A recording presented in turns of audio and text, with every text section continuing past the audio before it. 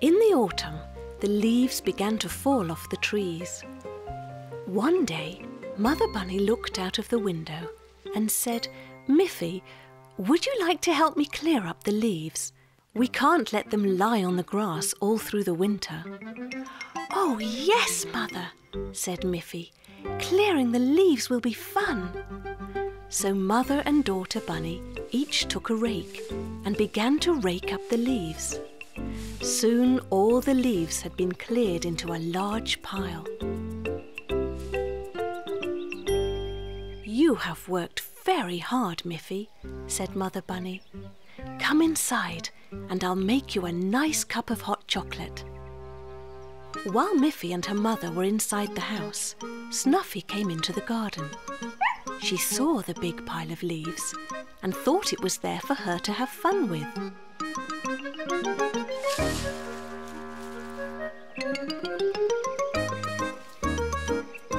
Soon the garden was once again full of leaves. "Oh, Snuffy," said Miffy, running out. "I know you are having fun, but we worked so hard to rake up all those leaves." But of course Snuffy didn't understand. She just wagged her tail and gave a couple of happy barks.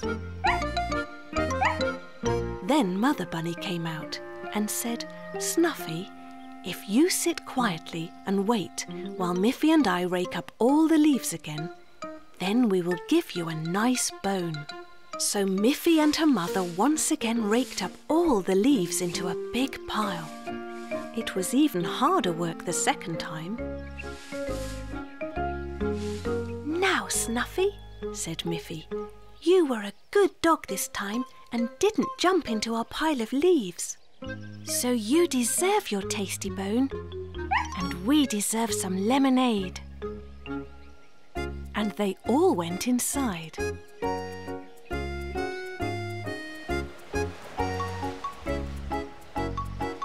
Later that day, Miffy was surprised to see that the garden was once again covered with leaves. "Oh dear," she thought, "now I will have to rake those leaves for the third time." But then she saw that the pile of leaves in the corner of the garden was still there. "Where did those leaves come from?" she asked her mother. "Those are not the same leaves we raked up today," said Mother Bunny. "There were still many leaves left on the branches, and now the last of them have fallen. When we rake them up this time, the job will be finished." But Miffy was too tired to do any more raking that day. She went to bed and dreamt all night about millions of leaves blowing in the wind. When she awoke the next morning, she was surprised to find that the garden was completely free of leaves. They had all disappeared. "Mother!" shouted Miffy with great excitement. "The leaves are all gone! What happened to them?" "There was a strong wind during the night," said her mother. "Didn't you hear it?" "I dreamt about the wind," said Miffy, "but I didn't think the dream was real." "It was real," said her mother, "and this time the wind helped us. It blew all the leaves away. And now that all the leaves have fallen off, we won't have to rake them again this year." Miffy was very, very pleased. Miffy took a bite of a big biscuit. It made a nice crunchy sound. Just then, she heard a scratching sound at the door. When she opened it, there was Snuffy. Said Snuffy, barking happily and wagging her tail. "You must have heard my biscuits crunching," said Miffy. "I suppose you would like a biscuit too." She gave Snuffy one of her biscuits. Snuffy gobbled it up, but then she suddenly stopped and pricked up her ears. "What can you hear now?" asked Miffy. Snuffy ran back to the door and began to scratch it. When Miffy opened the door, she saw her father driving home in the car. "You could hear Father's car from far away, Snuffy," said Miffy. "You have very good hearing." After lunch, Snuffy became very excited again. She wanted to go outside. Miffy asked her mother if she could join Snuffy. "But don't be too late," said Miffy's mother. So Miffy followed Snuffy. She wanted to know what else Snuffy could hear. Suddenly, Snuffy stopped and pricked up her ears. "What can you hear now?" asked Miffy. Snuffy barked as if she was saying, "Listen." Miffy listened carefully and heard a bird cheeping, but she couldn't see it. "Can you see the bird, Snuffy?" asked Miffy. There it was. A lovely bird flew into the sky. Once again, Snuffy's ears popped up. She was always listening for strange sounds. This must have been a really strange sound, because Snuffy became very excited. But Miffy couldn't hear a thing. Snuffy began to run to the forest. "Perhaps she can hear a frog," wondered Miffy, "or a duck on a pond." Snuffy ran further and further, stopping to listen and then running on again each time. It must be something very strange, thought Miffy. She had to run very fast to keep up with Snuffy. Snuffy became more and more excited. What in the world could she be hearing? Thought Miffy. She still couldn't hear a thing. It was so quiet in the middle of the woods, but Snuffy ran on and on. At last, Miffy began to hear a strange sound. It must be Boris Bear sawing some wood, she thought, but it wasn't the sound of sawing wood. It was much louder than that. Suddenly they came to an open space in the woods, and they saw where the noise was coming from. It was Boris. He was leaning against a tree, fast asleep and snoring. Snuffy began to bark, and Boris woke up. "Oh dear," said Boris. "Hello, Snuffy. Hello, Miffy. I was working all morning in the woods, and I must have fallen asleep." Miffy thought that was very funny. "Well, Snuffy could hear you all the way from our house," said Miffy. "Either your snoring is very loud, or Snuffy's hearing is very, very good." One morning, Miffy hurried to school, and Snuffy ran along with her, because she could smell the delicious sausage that was in Miffy's lunchbox. Miffy was in a hurry, because today was art class, and she wanted to make a present for Mother's Day. In the classroom, there were all kinds of coloured paper and cloth, and Miffy decided to make a pretty box for her mother's necklace. She worked very hard the whole day, cutting pieces of strong blue card. And gluing and folding the pieces together to make a beautiful box. Then she took a bright red paper and cut out a heart shape and pasted it on the lid of the box. On the way home, Miffy stopped and put the blue box inside her lunchbox so her mother wouldn't see it. She wanted it to be a surprise. "I will hide the present underneath my bed," she thought, "and draw some clues for my mother on many pieces of paper." When Miffy took the blue box out of her lunchbox, she noticed that it smelt a bit like the sausage that she had eaten for her lunch. Snuffy smelt it too and came to see what Miffy was doing. "Shh," Miffy whispered. This is a secret present for my mother. Miffy then took her drawing pad and drew a picture on each sheet. First, she drew a picture of a bowl and put the picture on her mother's favourite chair. Then she drew a picture of her toy box and placed that picture in the bowl. And finally, she drew a picture of her bed and put that picture in the toy box. Now Mother will have clues to help her find her present, said Miffy. It will be great fun. The next morning, Miffy said, Today it is Mother's Day. It's your special day, Mother. Wouldn't you like to sit in your favourite chair? When Mother saw the picture of the bowl on her chair, she laughed. I know, she said. This is a clue, and I must look in the bowl. When she went to the bowl, she saw the picture of the toy box.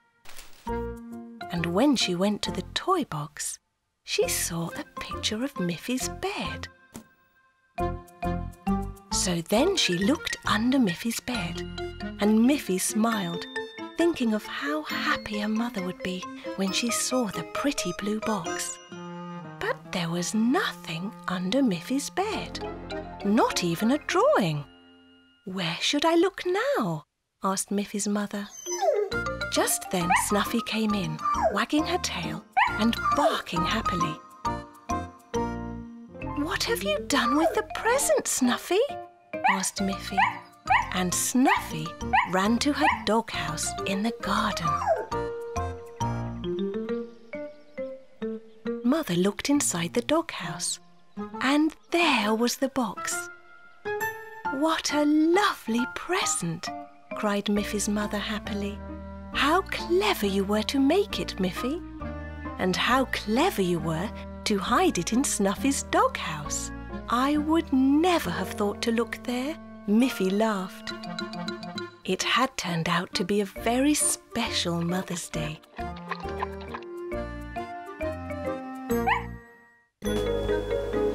One day the wind was blowing very hard, and at Boris and Barbara's house a window had been left open. When Boris came home from working in the forest, he was surprised to find the house full of leaves. "Barbara, Barbara," shouted Boris, "you forgot to close the window, and now the house is full of leaves." But Barbara wasn't home. Where could she be? Just then, Barbara arrived with a basket full of groceries. "Hello, Boris," she said. "I was in the village shopping for food. But you forgot to close the window. Just look at the house. The wind has blown all of these leaves into our living room. You should have remembered such an important thing." "Oh, I'm sorry, Boris," said Barbara. "I'll sweep all the leaves outside again." "But you shouldn't get too angry, because you also forget things sometimes." "I never forget important things," said Boris. He was still rather annoyed with Barbara. "I'm going to see Miffy," he said. "I remember that I promised to build a shed for her."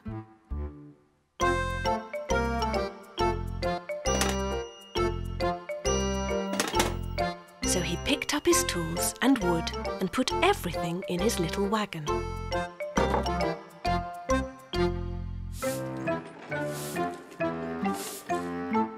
"Look," he said, "I remember to take everything I need so that I can do the job properly."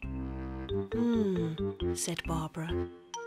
She didn't say any more, but continued to sweep the leaves as Boris pulled his wagon down into the forest.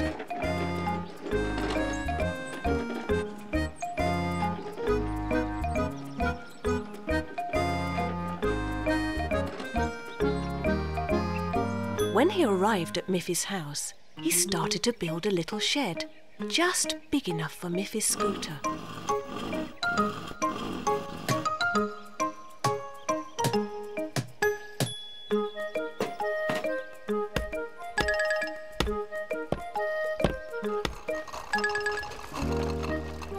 looks really good," said Miffy. "Thank you, Boris." And Boris felt very proud that he had done such a good job. Meanwhile, Barbara had finally finished sweeping all the leaves out of the house, and she was feeling very tired after so much work. She put the broom back in Boris's workshop in its proper place. And what do you think she saw on Boris's workbench? A lock and key. Just then, Miffy shut the door on her new shed, but it bounced back open again. "The door won't stay closed, Boris," said Miffy. "Did you forget to put a lock on it?" "Oh dear," said Boris. At that moment, Barbara appeared in Miffy's garden with something in her hand. It was a door lock. "Did you forget this, Boris?" asked Barbara. "I thought you never forgot anything important." Boris was very embarrassed, but Miffy said, "Oh dear, I forgot something important too. My mother told me I should make you some nice hot cocoa to say thank you for the new shed." And they all began to laugh. One day, Miffy was very excited because after school, her dance group was going to practice their new dance during Auntie Alice's dancing class. When school had finished, all the members of the dance group met up outside. Along came Winnie, who was very good at dancing on one leg. Then Melanie arrived, who was wonderful at spinning around.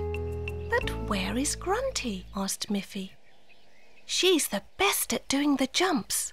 Just then they saw Grunty coming, but Grunty was limping, not jumping. "Oh dear," said Miffy. "What happened, Grunty?" "Why are you limping?" "It happened at the playground," said Grunty. "I fell off the slide and twisted my ankle. I can hardly walk." Just then, Miffy's mother drove up in the car. "Don't worry, Grunty," said Miffy. "You don't have to walk. My mother will drive you up the hill to Auntie Alice's house. She knows how to cure sore ankles." "Yes," said Miffy's mother. "Auntie Alice knows a lot of useful things." So Mother Bunny drove off with Grunty. Miffy, Melanie and Winnie followed on foot. They took a shortcut through the fields, and they all arrived at the same time at Auntie Alice's house, on top of the hill. "I was wondering where you all were," said Auntie Alice. But when she heard that Grunty had hurt herself, she knew exactly what to do. "I'm going to get a cold, wet cloth and wrap it round your ankle, Grunty," said Auntie Alice. "That will make the swelling go away."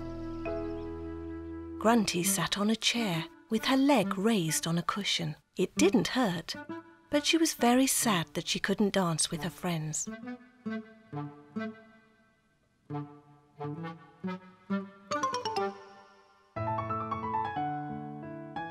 Miffy, Winnie and Melanie practiced their part of the dance, but they were sad too because Grunty couldn't join in.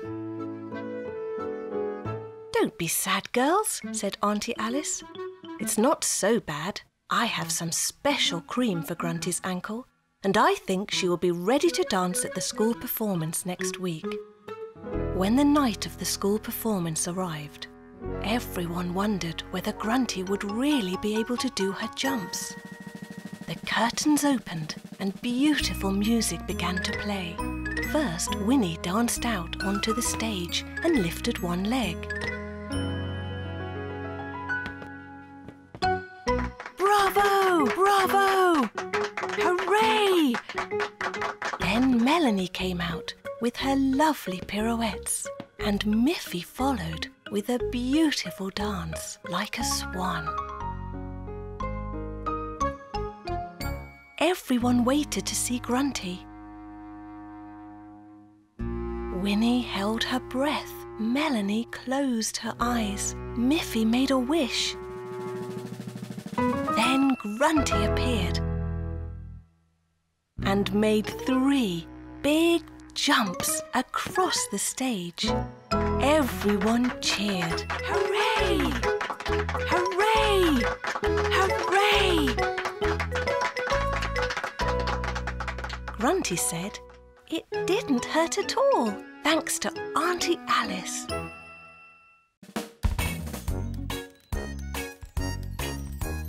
Miffy, Miffy, Miffy, run! With her friends she's having fun. Snuffy, Grunty, Boris Bear, Poppy